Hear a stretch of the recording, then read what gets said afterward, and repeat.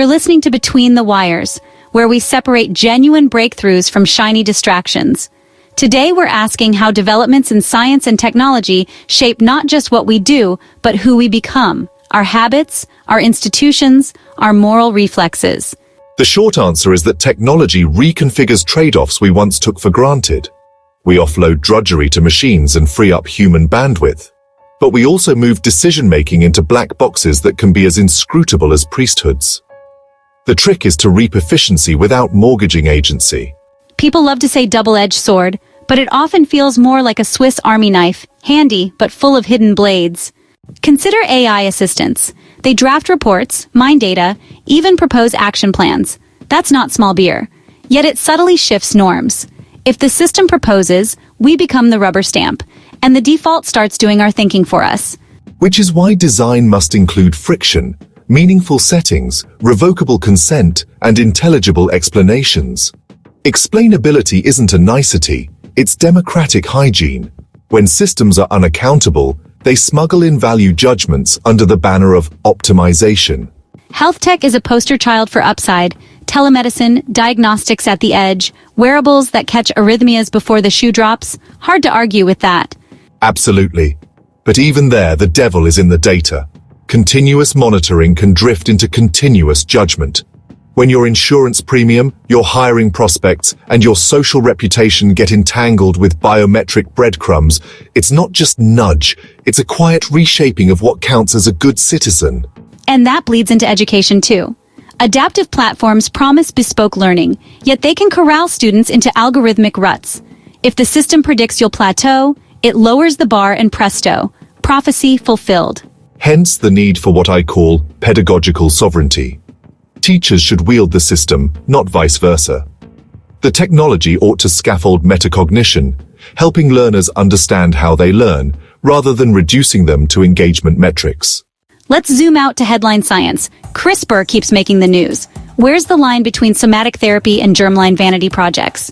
Somatic interventions, treating a disease in an individual, are ethically tractable and already transformative.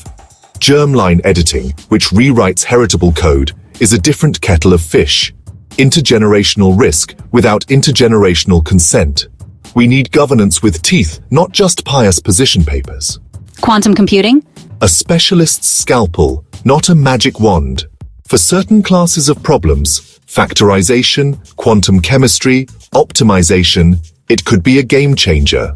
But if someone tells you it will make your toaster conscious, smile politely and walk away. Edging from punchline to prototype. It won't rescue us from climate obligations in the short term, but it could be a colossal boon in the long run. Meanwhile, materials science, grid storage, and demand-side efficiency offer returns today. Low-hanging fruit we keep walking past. Speaking of climate, e-waste and rare earth extraction don't exactly scream clean. Our devices are miracles with messy backstories. Precisely. The externalities are outsourced. To mines, to landfills, to oceans. A truly smart device would be repairable by design, recyclable by default, and honest about its supply chain. Right now, we're penny-wise and pound-foolish. Let's talk attention. We carry pocket slot machines that are exquisitely engineered to keep us on the hook. What's the escape hatch? 2 levels. Personal, cultivate friction, batch notifications, set daylight hours for screens, treat the device as a tool, not a talisman. Structural, legislate guardrails, dark pattern audits, age-appropriate design, and a right to disconnect. Freedom from is the precondition of freedom to. Then there's the epistemic mess. Deepfakes, cheapfakes, and a rumor mill that never sleeps. Can provenance tech and labels save the day? Helpful, but not sufficient. Think layered defenses, provenance metadata, friction for virality, and civic digital literacy that starts early. We shouldn't outsource skepticism to plugins, we should teach it as a civic virtue. What about the global map?